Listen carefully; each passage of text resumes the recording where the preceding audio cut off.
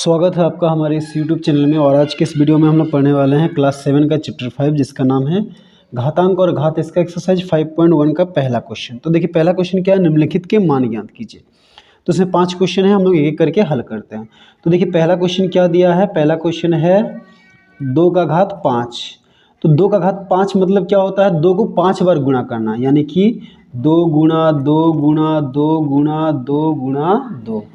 अब तो देखिए क्या आएगा, 2 दूनी 4, 4 दूनी 8, 8 दूनी 16, 16 दूनी 32। तो 32 हो गया हमारा आंसर। ठीक है। अब देखिए 2 नंबर, तो 2 नंबर में क्या है, 3 का घात 5। तो 3 का घात 5 मतलब भी क्या होता है, 3 को 5 बार गुणा करना, यानी कि 3 गुणा 3 गुणा 3 गुणा 3 गुणा 3। तो देखिए 3 तिया 9, 9 तिया 27, 27 को गुणा करते हैं 3 तिया 9 से। तो देखिए 27 को गुणा करेंगे 3 तिया 9 से। 9 7 63 का 3 हाथ में रहा 6, 9 दूनी 18, 18 और 6 19 20 21 22 23 24, यानी कितना आया 243। तो ये हो गया हमारा आंसर। ठीक है। अब देखिए 3 नंबर, तो 3 नंबर में क्या है, 7 का घात 4। तो 7 का घात 4 मतलब क्या होता है, 7 गुणा 7 गुणा 7 गुणा 7। तो देखिए अब इसको कैसे गुणा करेंगे, तो देखिए क्या होगा, ये 7 7 49, फिर ये 7 7 49।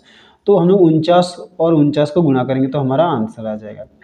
तो देखिए क्या आएगा, 9 9 81 का 1 हाथ में रहा 8, 9 चौके 36, 36 और 8 36, 37 38 39 40 41 42 43 44। यहाँ पे लिखेंगे 44। फिर 4 9 36 का 6 हाथ में रहा 3, 4 चौके 16 17 18 19। अब ये सबको जोड़ते हैं, 1 6 4 10 का 0 हाथ में रहा है 1, 9 4 13 और 1 14 का 4 हाथ में रहा है 1, फिर ये 1 और हाथ का 1 2। तो कितना हो गया 2401। तो ये हो गया हमारा आंसर। ठीक है। अब देखिए 4 नंबर, तो 4 नंबर में क्या है, 11 का घात 3। तो 11 का घात 3 का मतलब क्या होता है, 11 गुणा 11 गुणा 11। ठीक है। अब देखिए 11 11 को गुणा करेंगे, तो देखिए 11 11 को गुणा करने से 121 आता है। ठीक है, आपको वर्ग याद होगा 11 का वर्ग। तो अब 121 को हम लोग 11 से गुणा करते हैं। तो देखिए इसको गुणा करने का 2 तरीका है, एक से गुणा करेंगे, फिर 1 से गुणा करेंगे, फिर दोनों को जोड़ेंगे, या फिर अगर आपको 11 का पहाड़ा आता है तो आप डायरेक्ट 11 का पहाड़ा से भी इसको गुणा कर सकते हैं। तो हम लोग 11 का पहाड़ा से इसको हम लोग गुणा करेंगे। तो देखिए 11 एकम 11 का 1 हाथ में रहा 1, 11 दूनी 22, 22 और 1 23 का 3 हाथ में रहा 2, फिर 11 एकम 11, 11 और 2 12 13, यानी कि कितना आया 1331 हो गया हमारा आंसर। ठीक है। अब देखिए 5 नंबर, तो 5 नंबर में क्या है, 14 का घात 3। तो 14 का घात 3 मतलब क्या होता है, 14 गुणा 14 गुणा 14। तो देखिए इसको गुणा करते हैं, 14 और 14 को गुणा करने से कितना होता है 196। 14 का वर्ग 196 होता है। तो 196 को हम लोग फिर 14 से गुणा करेंगे।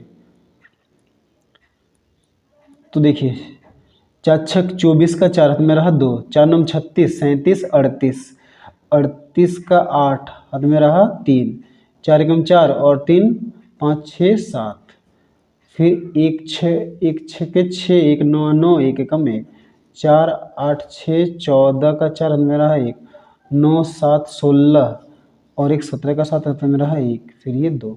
तो कितना हो गया 2744। तो ये हो गया हमारा आंसर। ठीक है। तो चलिए अब हम लोग क्वेश्चन नंबर 2 बनाते हैं। तो 2 देखिए क्या है, निम्नलिखित को घातांकीय रूप में व्यक्त कीजिए। तो पहला क्वेश्चन घातांकीय रूप में था, उसको हमने क्या किया, तोड़ के उसका मान निकाला। अब यहाँ पे क्या है, ये तोड़ा हुआ दिया है, अभाज्य गुणनखंड के रूप में है, तो इसको हमें क्या करना है, घातांकीय रूप में लिखना है।